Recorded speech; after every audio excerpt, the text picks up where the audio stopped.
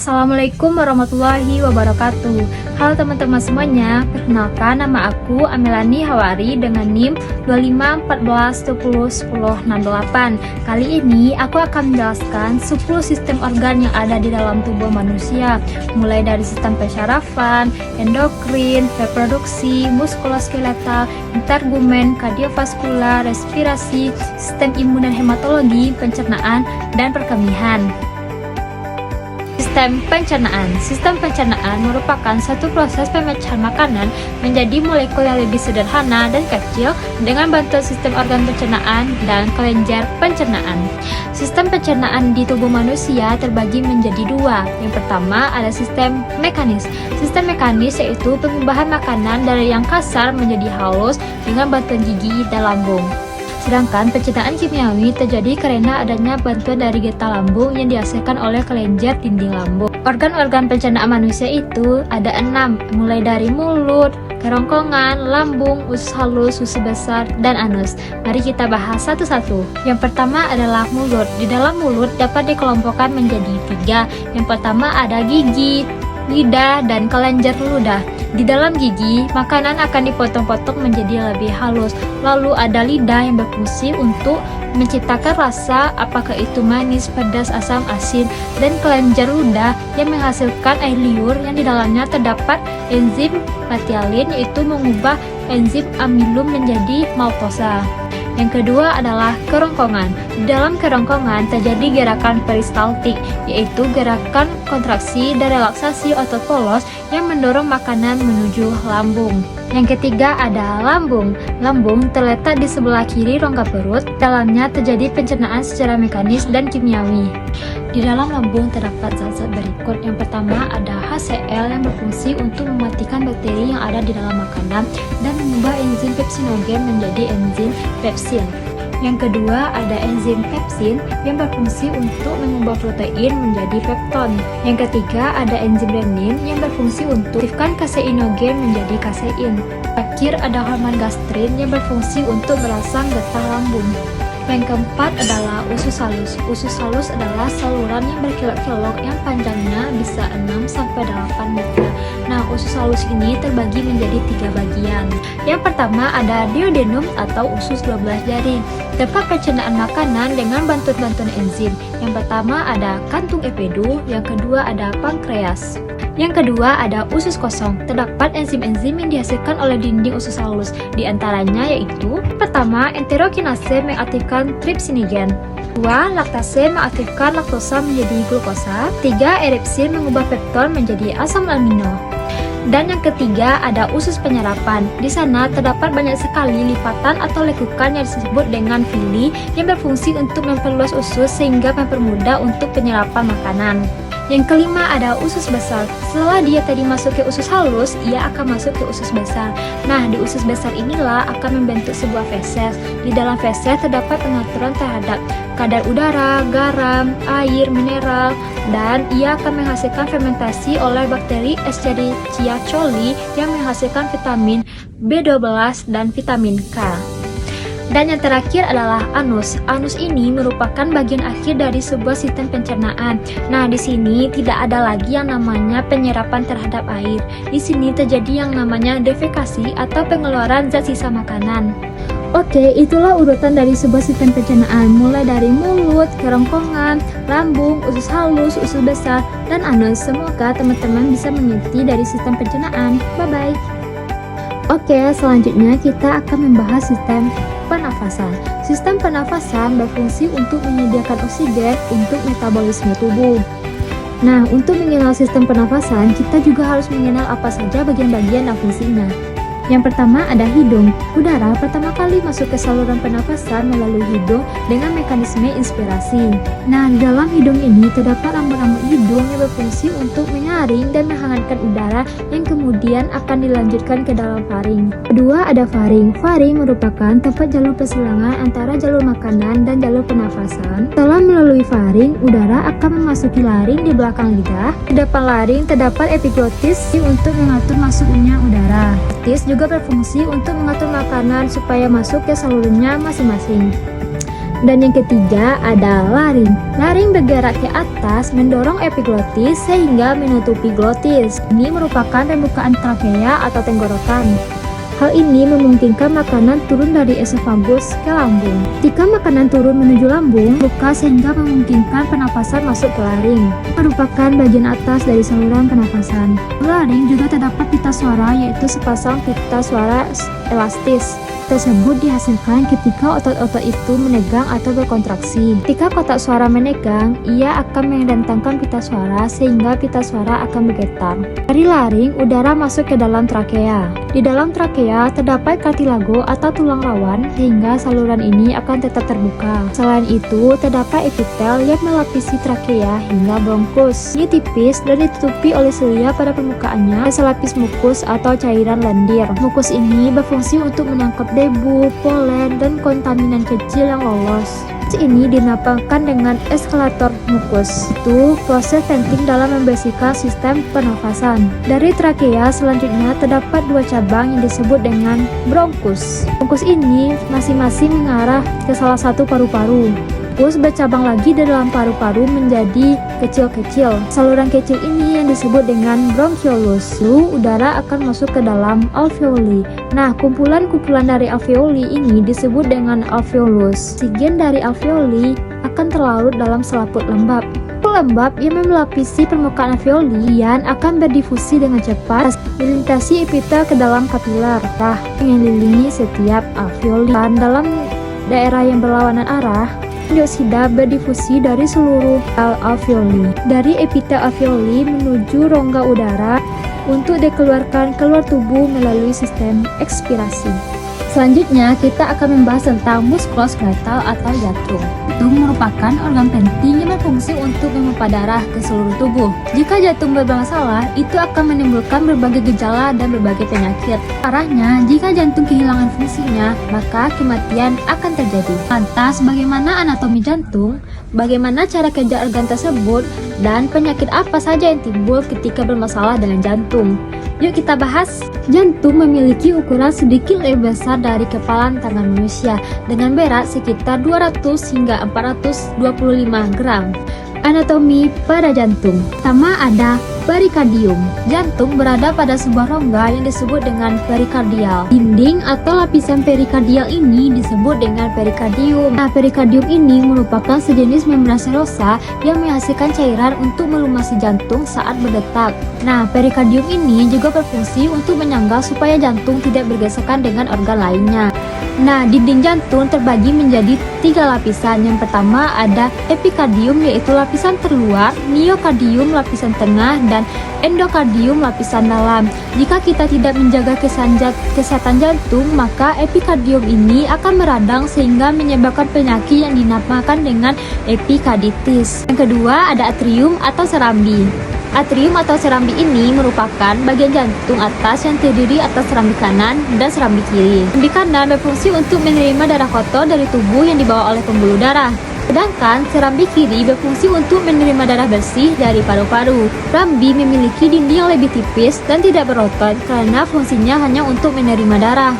Selanjutnya ada bilik jantung atau ventricle. Bilik atau ventricle merupakan bagian jantung bawah yang terdiri atas bilik kanan dan bilik kiri. Fungsi dari bilik kanan yaitu memompa darah kotor dari jantung ke paru-paru. Sedangkan bilik kiri memompa darah bersih dari jantung ke seluruh tubuh. Nah, dinding bilik ini memiliki lapisan yang lebih tebal dan lebih kuat karena ia memiliki kerja ekstra yaitu memompa darah ke seluruh tubuh. Selanjutnya ada katup. Di dalam jantung terdapat 4 katup yang berfungsi untuk menjaga aliran darah ke satu arah.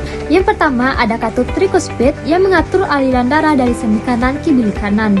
Yang kedua ada katup pulmonal yang mengatur aliran darah dari bilik kanan ke arteri pulmonaris. Yang ketiga ada mitral, berfungsi untuk mengalirkan darah yang kaya oksigen dari paru-paru mengalir dari serambi kiri ke bilik kanan. Yang keempat ada aorta. Aorta akan membuka jalan bagi darah yang kaya oksigen dari bilik kiri ke aorta. Jika katup jantung tidak berfungsi pada semestinya, maka akan menyebabkan penyakit yang dinamakan dengan katup jantung. Selanjutnya yaitu otot jantung. Otot jantung merupakan gabungan antara otot lurik dan otot polos yang membentuk silindris dan memiliki garis terang dan gelap. Diamati dengan mikroskop, otot jantung ini memiliki banyak sekali inti sel yang berada di tengahnya. Nah, otot jantung berfungsi untuk memompa darah ke seluruh tubuh. Otot jantung juga tergolong otot yang kuat karena mampu bekerja terus-menerus tanpa henti untuk memompa darah. Jika otot ini berhenti bekerja, maka sistem peredaran darah juga akan berhenti. Jika sistem peredaran darah kita berhenti, maka terjadilah yang namanya kematian. Di otot jantung terdapat dua siklus jantung. Yang pertama ada siklus sistol dan siklus diastol. Sistol yaitu jaringan otot jantung yang berkontraksi untuk memompa darah keluar dari ventrikel. Kedua ada diastol. Otot jantung rileks terjadi pada saat pengisian darah di jantung. Untuk mempermudah, ingat saja kata kuncinya. Sistol artinya pemompaan, sedangkan diastol artinya pengisian. Selanjutnya yaitu ada pembuluh darah. Pembuluh darah di anatomi jantung terbagi menjadi 3. Jika terjadi masalah pada jantung, maka akan datang sebuah penyakit yang dinamakan dengan pembuluh darah jantung atau disebut dengan koroner. Yang kedua ada pembuluh darah vena. Pembuluh darah vena membawa darah yang miskin oksigen dari seluruh tubuh untuk kembali ke jantung. Dan yang terakhir ada pembuluh darah kapiler yang menghubungkan vena terkecil dengan arteri terkecil. Oke, sekian dulu untuk anatomi jantung, semoga bermanfaat. Sistem imun dan hematologi.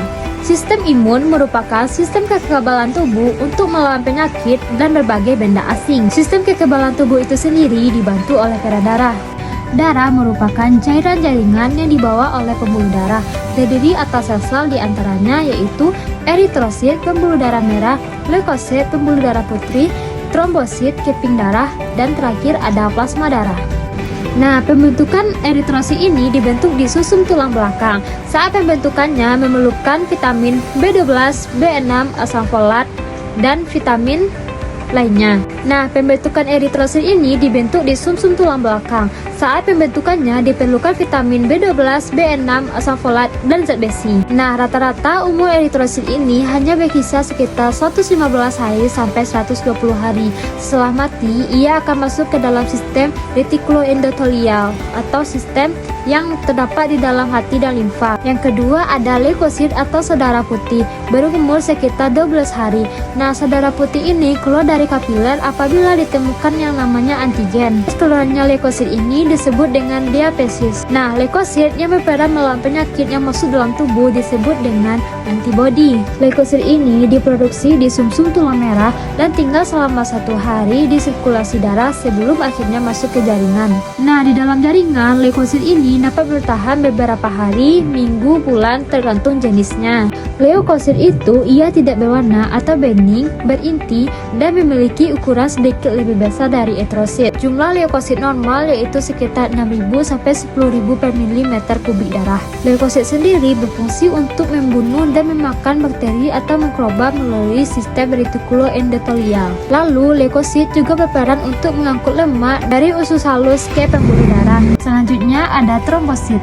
Trombosit ini memiliki bentuk yang bervariasi, ada yang bulat, ada yang lonjong. Karena trombosit itu putih dan inti trombosit merupakan trombosit tanpa nukleus yang berasal dari sumsum tulang. Ukuran trombosit itu merupakan ukuran setengah kira-kira dari ukuran sel darah merah. Nah, untuk jumlah nama trombosit yaitu sekitar 150.000 sampai 300.000 mm per kubik darah. Nah, hidup trombosit hanya sampai 5 hingga 9 hari. Saat tua, trombosit akan dihancurkan oleh makrofag. Lebih dari sebagiannya diambil oleh makrofag dari limfa. Nah, fungsi utama trombosit yaitu bentuk pembekuan darah. Selanjutnya ada plasma darah. Plasma darah adalah komponen terbesar dari dalam darah yang berbentuk cair. Komposisi plasma darah diantaranya yaitu ada udara, plasma protein, amino, lemak, glukosa, garam, hormon, dan antibodi. Fungsi plasma darah diantaranya yaitu mengangkut sari makanan ke sel tubuh. Yang kedua, membawa sistem metabolisme ke tempat pembuangan. Dan yang ketiga, menghasilkan zat kekebalan tubuh seperti antibodi. Ada 3 jenis protein plasma darah. Yang pertama ada albumin yang berfungsi untuk menjaga tekanan osmotik darah agar tetap normal. Kedua, ada globulin, berfungsi untuk molekul pembawa lipid, hormon, dan substrat. Dan yang ketiga ada fibrinogen, berfungsi untuk sintesis di hati dan pembekuan darah. Oke, sekian dulu untuk sistem imun dan hematologi. Dadah. Oke, selanjutnya kita akan membahas sistem perkemihan. Sistem perkemihan atau yang biasa disebut dengan sistem urinaria merupakan proses penyaringan darah sehingga darah bebas dari zat-zat yang tidak digunakan dan juga menyerap zat-zat yang masih digunakan. Zat yang masih digunakan oleh tubuh akan masuk dalam larutan air sehingga mengeluarkan yang namanya urin. Anatomi pada sistem perkemihan yang pertama adalah ginjal. Ginjal adalah sebuah organ yang berbentuk seperti biji kacang yang terletak di belakang bagian rongga perut. Nah, jumlah ginjal itu ada dua, ginjal kiri dan ginjal kanan. Namun pada umumnya ginjal kiri lebih besar dan lebih panjang daripada ginjal kanan. Nah, apa sih fungsi utama ginjal? Yang pertama yaitu mengeluarkan zat racun atau zat toksik, kedua mengeluarkan zat sisa metabolisme berupa ureum, dan yang ketiga menjaga keseimbangan cairan tubuh. Organ yang kedua adalah ureter. Panjang ureter diperkirakan sekitar 25-30 dengan penampang diameternya sekitar 0,5. Ureter terdiri dari dua saluran pipa yang saling menghubungkan ginjal ke kantung kemih atau yang disebut dengan vesika urinaria. Yang ketiga ada vesika urinaria atau yang disebut dengan kantung kemih. Ia dapat mengembang dan mengempis seperti balon karet. Terletak di simfisis pubis rongga panggul yang berbentuk kerucut dan dikelilingi oleh otot-otot yang kuat. Fungsi utamanya adalah untuk menampung urin sementara sebelum dikeluarkan. Selanjutnya ada uretra, saluran pengeluaran urin. Uretra adalah saluran sempit yang berasal dari kantung kemih dan berfungsi untuk mengeluarkan urin dari dalam tubuh. Pada laki-laki, uretra berjalan berkelok-kelok melalui prostat. Panjang uretra pria sekitar 20 cm dan memiliki 3 bagian diantaranya yaitu pertama uretra prostat, kedua uretra membranosa, dan yang ketiga uretra cavernosa. Jika pada wanita, panjang uretra hanya 3-4 cm dan terdapat 3 lapisan pada uretra wanita diantaranya yaitu tunica muscularis yaitu lapisan otot bagian luar, yang kedua vas spagnosa yang merupakan jaringan vena, dan yang ketiga ada lapisan mukosa bagian dalam. Demikian organ-organ yang terdapat dalam sistem perkemihan. Semoga membantu. Sistem syaraf manusia. Kali ini kita akan membahas tentang sistem tubuh yang menghubungkan dan mengkoordinasikan setiap langkah dan jalan kita yang disebut dengan sistem syaraf. Secara anatomi, sistem pusat terbagi menjadi 2 kelompok besar. Yang pertama ada sistem saraf pusat yang terdiri atas otak, batang otak, dan medula spinalis. Yang kedua ada sistem saraf tepi yang terdiri atas sistem spanialis dan sistem cranialis. Nah, fungsi utama sistem saraf pusat yaitu sebagai pusat koordinasi tubuh. Anatomi sistem saraf pusat yang pertama ada otak atau encephalon. Otak atau encephalon berada dalam tulang tengkorak dan mengembang di cairan cerebrospinal yang berfungsi untuk melindungi dan menahan otak. Bagian terbesar otak adalah otak besar dengan bagian terluar yang disebut dengan korteks. Korteks terbagi menjadi 4 bagian lobus utama. Yang pertama ada frontal yang berfungsi untuk mengatur kognitif dan motorik. Yang kedua ada parietal berfungsi untuk mengatur persepsi dan sensasi. Yang ketiga ada lobus sementara untuk mengatur memori dan pendengaran. Dan yang terakhir ada occipital. Selanjutnya struktur dalam otak dan belakang. Jika sebuah otak dibelah secara median atau sebelah tengah, maka akan terlihat cerebrum atau bagian dari otak besar dan juga terlihat corpus callosum yang menjadi penghubung antara otak kanan dan otak kiri. Selanjutnya ada batang otak yang terdiri atas otak tengah, jembatan, dan batang otak bagian bawah. Lalu ada otak kecil yang merupakan bagian dari sistem saraf pusat yang berfungsi untuk koordinasi, keseimbangan, dan motorik. Batang otak meneruskan sistem saraf pusat ke bawah melalui foramen magnum, yaitu lubang di dasar tenggorokan. Dari situ, sistem saraf pusat berlanjut ke medula tulang belakang yang berjalan melewati tulang belakang dari leher sampai ekor. Selanjutnya ada sistem saraf tepi atau sistem saraf kranial. Saraf kranial adalah saraf tepi yang keluar langsung dari otak atau kranium. Terdapat 12 pasang saraf kranial yang memiliki tugas dan fungsinya masing-masing. Berikut adalah fungsi dan tugasnya. Jadi, fungsi sistem saraf kranial itu sangat penting dalam sistem motorik dan sensorik, juga beberapa organ vital lainnya. Selanjutnya, sistem saraf tepi bagian saraf spinalis. Saraf tulang belakang adalah saraf tepi yang keluar dari medula tulang belakang. Jumlahnya itu ada lebih banyak, yaitu sekitar 31. Berikut adalah pembagiannya. Saraf tulang belakang menghubungkan sistem saraf pusat dengan otot, kulit, dan organ tubuh bagian bawah, sehingga sangat penting untuk fungsi motorik dan sensorik tubuh. Oke, selanjutnya kita akan membahas tentang sistem endokrin. Sistem endokrin adalah salah satu di antara sistem yang bertanggung jawab untuk berkomunikasi dan integrasi antar jaringan tubuh selain sistem saraf. Nah, komunikasi endokrin dapat dilakukan dengan messenger kimiawi atau disebut dengan hormon. Hormon diproduksi di kelenjar endokrin dan disekresikan ke aliran darah untuk mencapai jaringan tubuh lainnya. Hormon juga dapat berpindah ke seluruh tubuh melalui aliran darah, tapi hanya dapat mempengaruhi sel target yang memiliki reseptor untuk hormon tersebut. Terdapat dua jenis hormon utama. Yang pertama ada hormon steroid yang bersifat larut dalam lipid atau lemak yang berasal dari kolesterol. Yang kedua ada hormon non-steroid yang larut di dalam udara dan berasal dari peptida atau asam amino. Nah, bagaimana sih mekanisme cara kerja hormon asteroid dan hormon asteroid? Mari kita bahas satu-satu.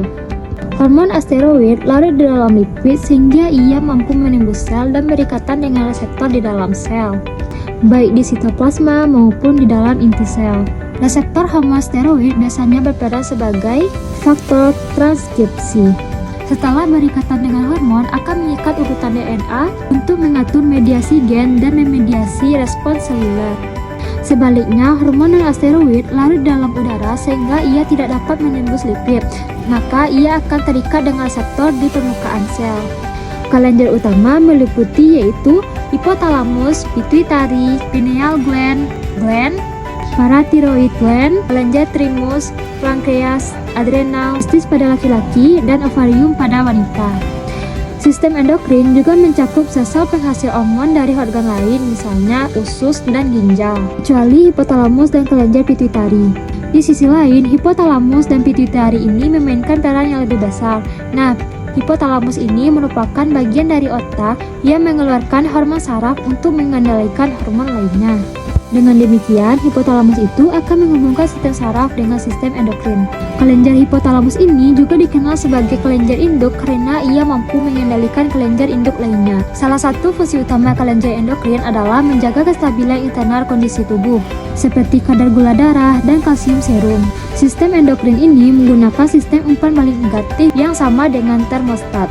Jika parameter suatu tubuh terlalu rendah, sistem akan mengaktifkannya untuk meningkatkannya. Nah, contoh mekanisme umpan balik adalah setelah kita makan, maka kadar glukosa darah akan meningkat. Peningkatan itu akan memicu pankreas untuk melepaskan insulinnya. Insulin membantu sel-sel menyerap glukosa sehingga kadar gula darah akan turun. Sebaliknya, ketika kadar glukosa itu turun, pankreas akan berhenti melepaskan insulinnya. Tapi jika terlalu tinggi, ia akan dihentikan atau dikurangi. Oke, sekian dulu untuk pembahasan dari sistem endokrin. Bye-bye.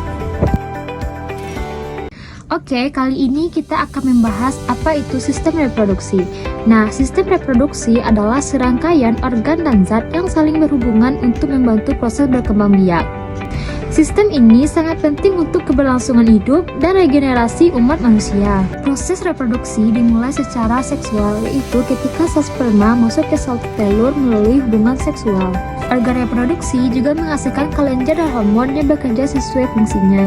Organ reproduksi itu sendiri terbagi menjadi dua, yaitu organ reproduksi wanita dan organ reproduksi laki-laki.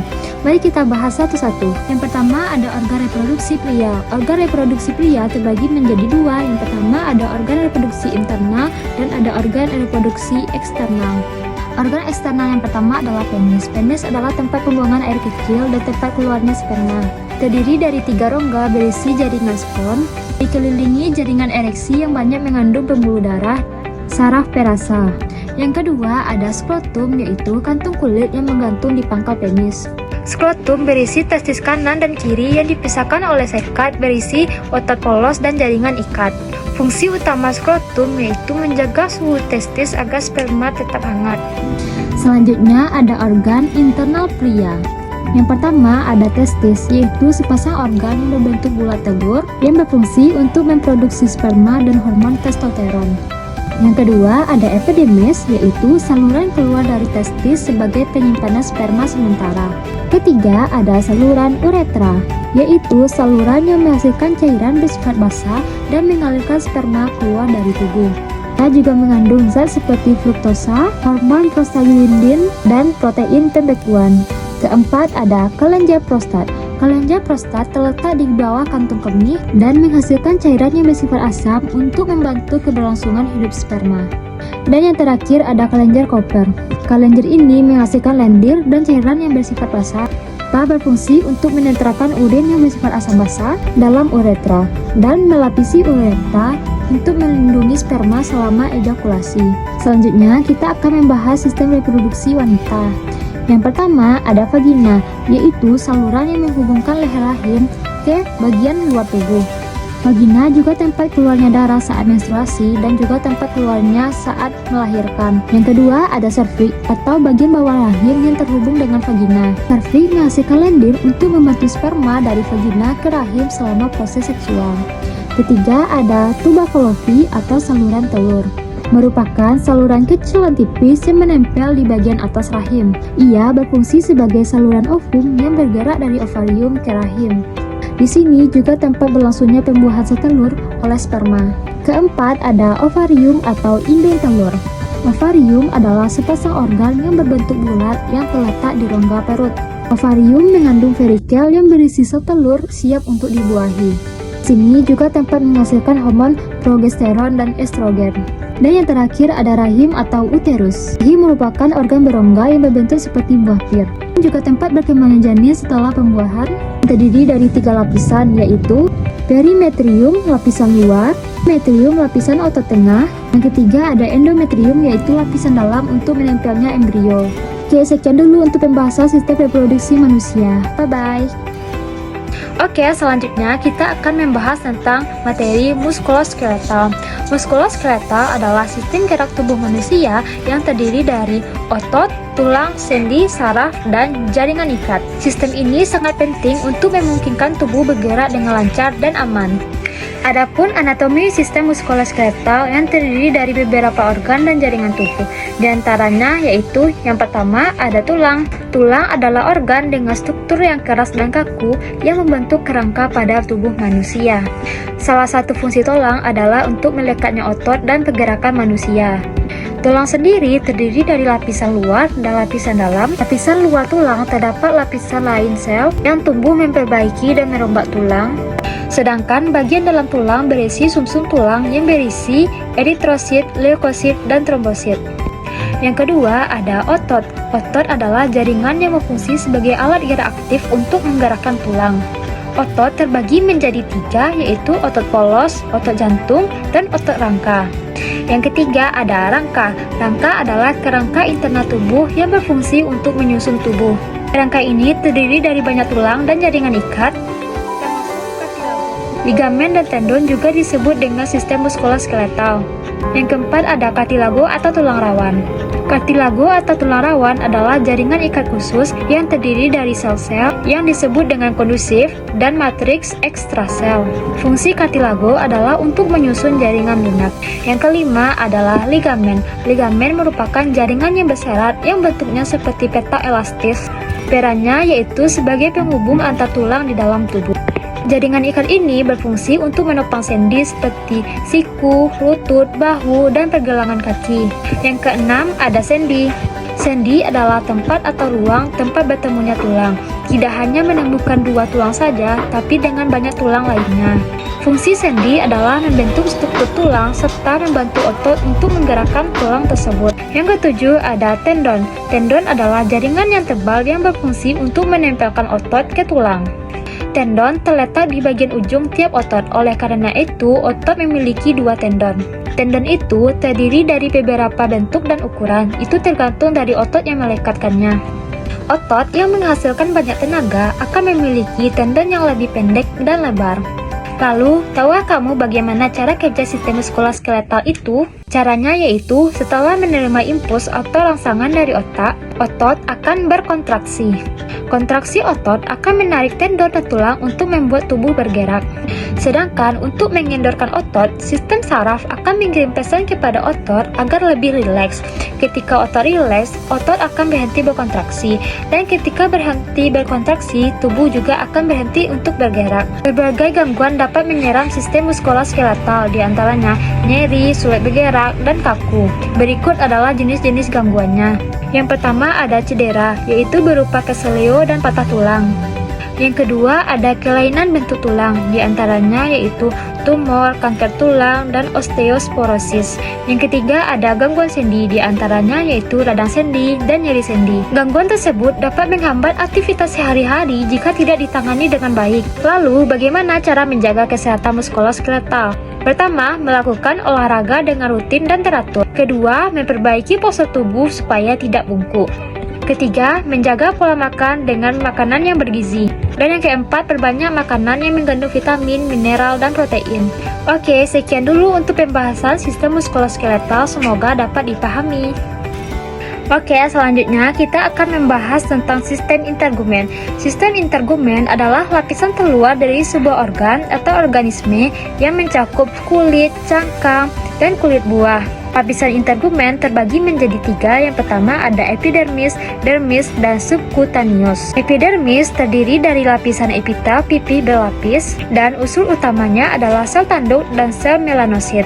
Yang kedua ada dermis yang terdiri dari stratum papilar dan stratum reticularis. Dan yang ketiga ada jaringan subcutaneous, yaitu jaringan yang mengandung sel lemak. Yang pertama ada lapisan stratum basal, lapisan stratum spinosum, lapisan stratum granulosum, lapisan stratum lucidum, dan lapisan stratum corneum. Mari kita bahas satu-satu. Yang pertama ada stratum basal. Disebut sebagai stratum basal karena selnya berada di stratum basal.